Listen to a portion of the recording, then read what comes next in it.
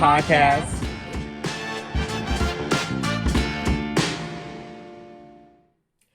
Welcome back to another episode of the Black Cinema Experience Podcast. I'm your girl, JB. And I am Cameron. And this week we're back with a mini review of the movie Femme.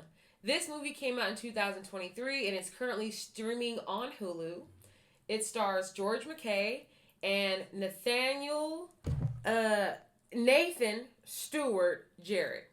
Now, this movie is what I would say nail biting. It would not be an exaggeration. This is the type of movie that you watch it and you're like, okay, where are we going? Where are you taking us? And the whole movie, you feel like you're being kidnapped. Kind of like how Titanic has you underwater the whole time and you're like, oh, I can't breathe. That is how I felt watching this movie. Cameron, he put me onto this movie. He's been saying, watch Femme, watch Femme, watch Femme. Cameron, why did you want me to see this movie? Well, I thought it was a really good thriller, and seeing it from a different, queer perspective, I thought that was really interesting. So You would consider this a thriller? Yeah. I would consider it a love story. It is. I definitely get a love story, but I mean, it's a very traumatic love story, I guess. Very. Yeah.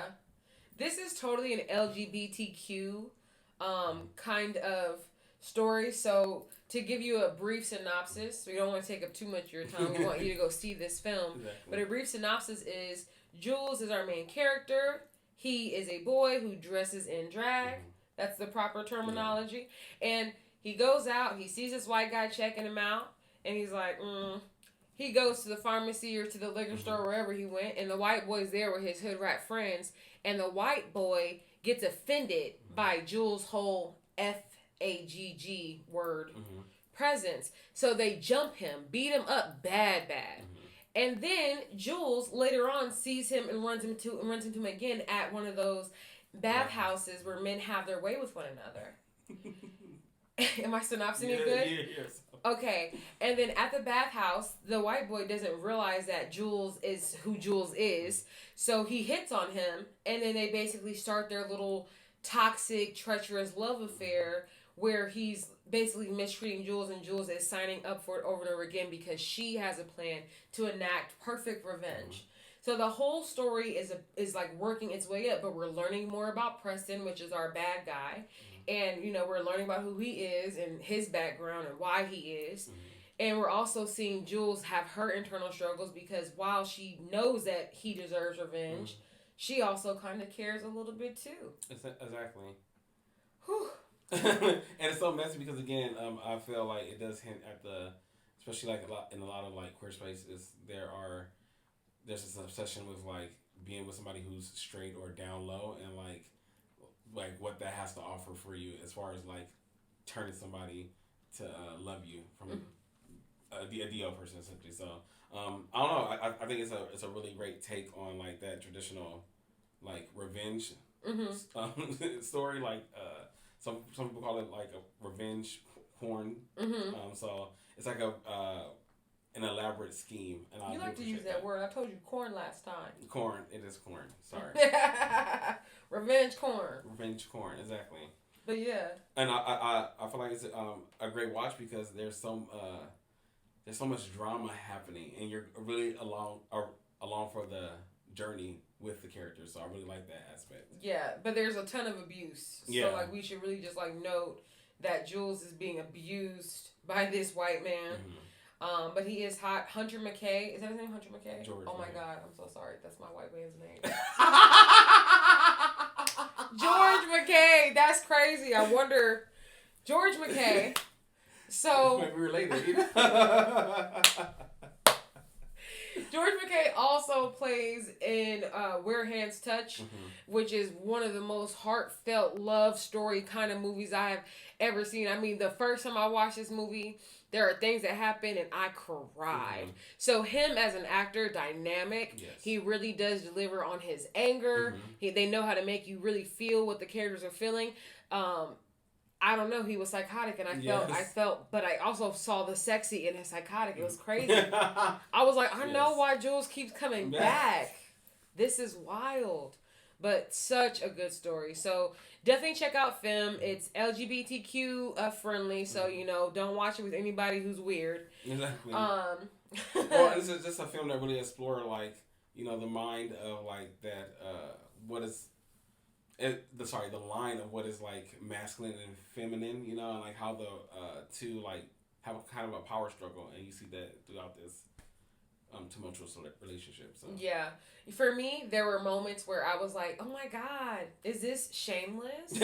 Are we watching Ian Gallagher and his little boyfriend?" Exactly, it's very similar. Like yeah, like they take a lot of their anger on each other too. Yeah, and their love. Yeah, but to see the macho man be sensitive and soft and sweet, which is always what we are, here for anyways. Like we're here to see them. Oh yeah, look how soft he is. So like I actually enjoy that part. I don't know, this movie was kind of crazy, but I was really happy to see just a different story being told, not the same usual love story. And it wasn't done, it was done in a really good way.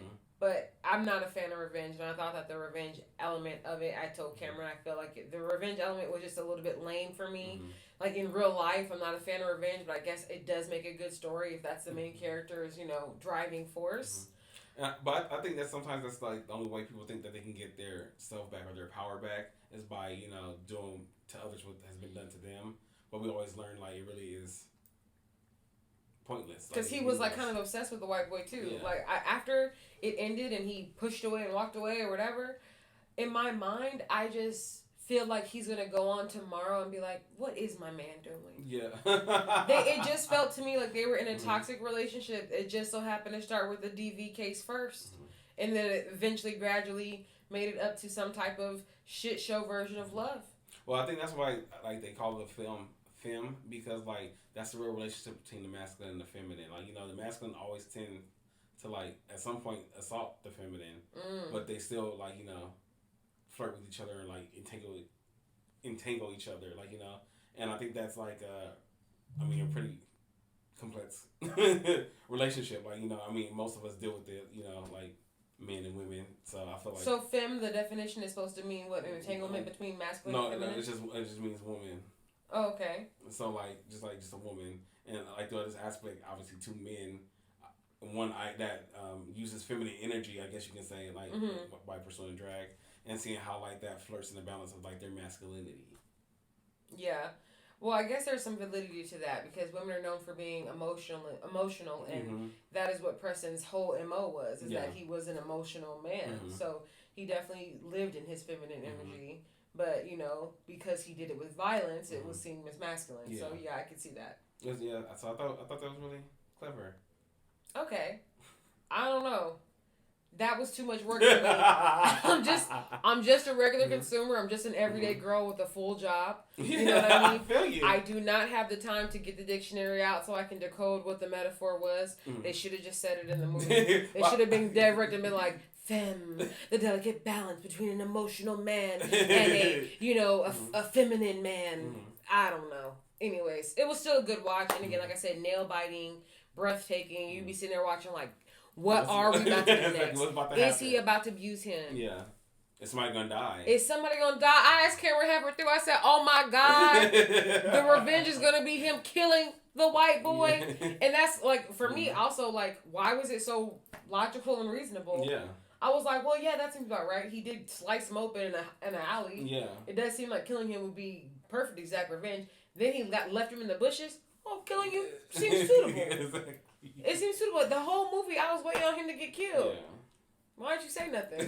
Because I want you to experience what I had to experience by myself. Well, wow. Wow. At least you had support. Yeah, it doesn't feel good on this side, see anything second. I like to know what's happening, but either way, we definitely support this film. We support the LGBTQ community, and we support George McKay and Nathan Stewart. So make sure you guys check out this movie, Femme.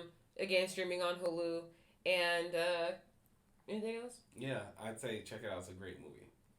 Well, that's what he said. Exactly what he said, because I didn't say that first or nothing. Thank you. In my own words. Yeah, well, thank you, sir. Thank you for watching the Black Cinema Experience podcast. Make sure you like, comment, and subscribe. Bye.